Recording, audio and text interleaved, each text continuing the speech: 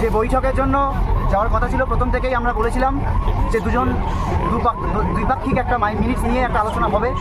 আমরা গিয়েছিলাম সেখানে, আজকে দীর্ঘক্ষণ একটা আলোচনা হয় এবং সত্যি কথা বলতে কিছু অংশে আমাদের যে বিশাল আন্দোলন, আমাদের যে জুনিয়র ডাক্তারদের আন্দোলন এবং তার পেছনে মানুষের সমর্থন, সেটা আমরা মুখ্যমন্ত্রীর কাছে পৌঁছাতে পেরেছি। এবং সেই জায়গায় দাঁড়িয়ে তিনি প্রাথমিকভাবে কলকাতা পুলিশ কমিশনার বিনীত গোয়েলকে সরিয়ে দেওয়ার একটা আশ্বাস তিনি দিয়েছেন। এবং স্বাস্থ্য ভবনের ক্ষেত্রে যে দাবিগুলো আমরা রেখেছিলাম, ডিএমই এবং ডিএইচএস, তাদেরও একটা সরিয়ে দেওয়ার একটা আশ্বাস আমরা পেয়েছি। কিন্তু এই যে প্রত্যক্ষ এবং পরোক্ষ তথ্য প্রমাণ লোপাট এবং দুর্নীতি হোক এবং এই থ্রেট হোক, সিন্ডিকেট হোক, তার যাদের একটা প্রশ্রয় হয়েছে সেই প্রিন্সিপাল হেলথ সেক্রেটারি, সে বিষয়ে কোনো সিদ্ধান্ত তিনি নিতে পারেননি। এছাড়াও আমাদের সেফটি সিকিউরিটি বিষয়ে তিনি কেবল একটা টাস্ক ফোর্স গঠন করবেন এরকম একটা কথা বলেছেন। কিন্তু আমরা স্পষ্টতই জানিয়েছি যে কেবলমাত্র একটা টাস্ক ফোর্স গঠন করে এই সমস্যার সমাধান নয়। কেননা সেফটি সিকিউরিটি সংক্রান্ত বিষয়ে আমরা যে জিনিস বলেছিলাম যে শুধুমাত্র বাইরের জিনিস নয়, বাইরের থেকে সিকিউরিটি নয়, যে ইন্টারনাল থ্রেট, এই যে সিন্ডিকেট রাজ, মাফিয়া রাজ, গুন্ডা চক্র, দুষ্ট চক্র, তাদেরকে একটাভাবে উপরে না ফেলতে পারলে তার জন্য প্রয়োজন একটাভাবে গণতান্ত্রিক পরিষদ তৈরি করা। সেই বিষয়ে একটা আলোচনা পথ ওপেন হয়েছে, কিন্তু সে নিয়ে কোনো কথা কিন্তু খুব বেশি দূরে এগোয়নি। আমরা ফার্দার ডিসকাশনে পরে বুঝতে পারি এরকম একটা কথা হয়েছে। আমরা পথ খোলা রেখে এসেছি, আমরা পথ বন্ধ করতে চাইনি। আমরা যেহেতু সদিচ্ছার একটা ব্যাপার চলছে, আমরা পথ খোলা রেখেছি এবং একথাও মনে করিয়ে দিতে চাই যে যেটুকু আংশিক দাবি আমরা পূরণ করে আনতে পেরেছি, সেটা আজকে এই আন্দোলনের একটা বড় জয়। কিন্তু একথা মনে রাখতে হবে যে এইটুকুর জন্য আমাদের 38 দিন ধরে পথে থাকতে হয়েছে। আজকে আমরা স্বাস্থ্য ভবন সাফাই অভিযানে যে গিয়েছিলাম সেটাও আমরা সম্পূর্ণ করতে পারিনি। আজকে এই অবস্থায় গিয়ে আমরা ধর্ণা মঞ্চে ফিরে যাচ্ছি, বিক্ষোভ মঞ্চে ফিরে যাচ্ছি।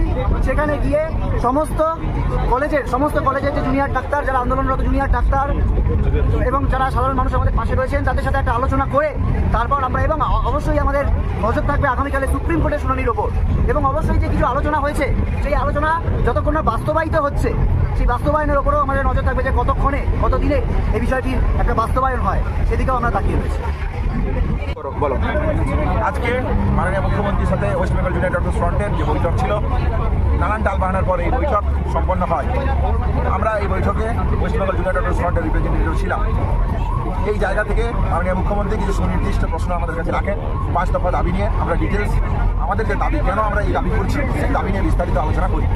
আমাদের দাবি কেন ন্যায়সঙ্গত, সেই দাবিগুলো আমরা পরিষ্কারভাবে রাখার পর তিনি মনে করেন ডিএমই, ডিএসএইচ এবং সিপি স্যারকে তিনি ট্রান্সফার করবেন।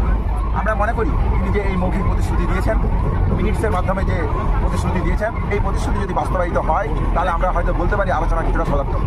তারপরেও বলতে চাই যেটা, সেটা হচ্ছে প্রিন্সিপাল সেক্রেটারি আমাদের যে জায়গা ছিল, যে তাকে তার বিরুদ্ধে অ্যাকশন নিতে হবে, ট্রান্সফারের জায়গা করতে হবে। এবং ডিসি সেন্ট্রালের যে পয়েন্ট ছিল আমাদের, সেই জায়গাটাতে এখনও কোনো ফলপ্রসূ সম্পন্ন আলোচনা আমরা পাইনি, ফলপ্রসূ আশা আমরা পাইনি। রিগার্ডিং সেফটি সিকিউরিটি এবং বিভিন্ন কলেজে আরটি এবং স্টুডেন্ট তৈরি করা যে প্রসঙ্গ, এই প্রসঙ্গ নিয়েও আমরা আলোচনা করি। উনি একটা ন্যাশনাল টাস্ক ফোর্স গঠনের কথা বলেন চিফ সেক্রেটারিকে লেট করে।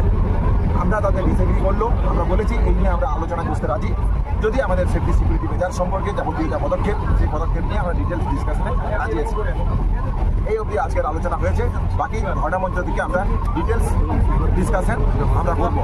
হ্যাঁ, কিন্তু এই পাশাপাশি এই কথাটা বলে রাখতে চাই, আমাদের আন্দোলন স্বাস্থ্য ভবনের সামনে যেরকম আমাদের অবস্থান বিক্ষোভ চলছে এবং আমরা যে কর্মবিরতিতে আছি, আমরা আমাদের কলেজের সমস্ত ছাত্রছাত্রীরা, নার্সিং, মেডিকেল পড়ুয়ারা যারা এই আন্দোলনের সাথে সরাসরিভাবে যুক্ত, তাদের সাথে সম্পূর্ণরূপে আলোচনা করার পর আন্দোলনের এবং আমাদের কর্মবিরতির গতি প্রকৃতি সম্পর্কে নির্দিষ্ট সিদ্ধান্ত নেব। এটাও আমরা মাননীয় মুখ্যমন্ত্রী জানিয়েছি।